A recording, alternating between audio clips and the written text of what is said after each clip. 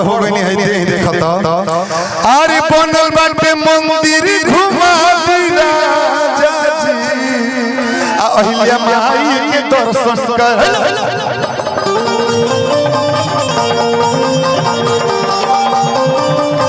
ना ना ना कॉलेज जिला जा जानी हमरा से बुझाता का हमरा और मेहरारू है त का ए राजा जी तनी ठुमका मारन आव अहिल्या माई के दर्शन कर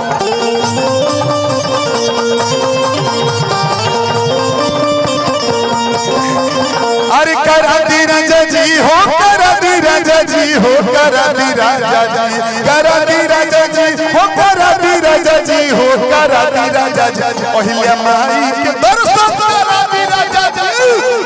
हर जगह माई के गुणगान हो रहल बा कि अहिल्या में एगो धाम बनल बा कैसे कि चारों दिशा में गूंज रहल बा अरे मैया के जयकारा रे दरबार प्यारा बोल सच्चे दरबार की हाँ तनी जयकारी लगावत रहलो आ थपड़ी बजा के कि दरबार प्यारा माई के दरबार प्यारा दरबार प्यारा माई के दरबार प्यारा चारों दिशा में गूंज रहल बा।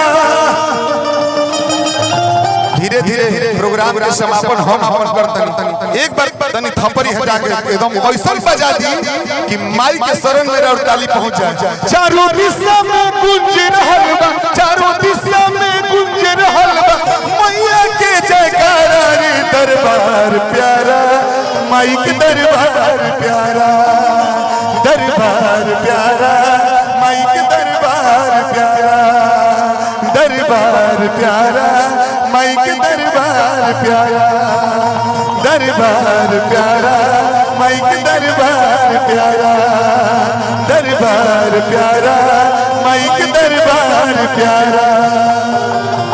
बोलिए अहिल्या महतारी की। गोपी और आ गया 2 मिनट।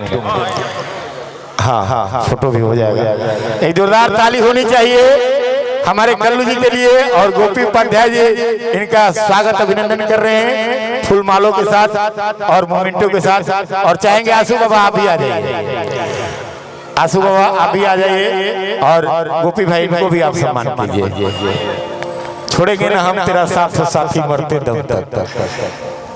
क्या बात है ताली होनी चाहिए भाई जोरदार। हाँ हाँ हाँ और हम लोग विक्रांत भाई आप आ जाओ सामने। विक्रांत भाई आ जाइए इनका भी सम्मान हो जाए अंग वस्त्र से और मोमेंटो के से। बिट्टू तिवारी आप सम्मान कीजिए इनका।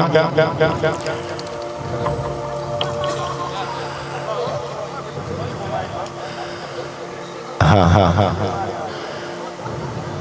जोरदार ताली होनी चाहिए। आप लोग अपना अपना जगह लेकर बैठ जाएं।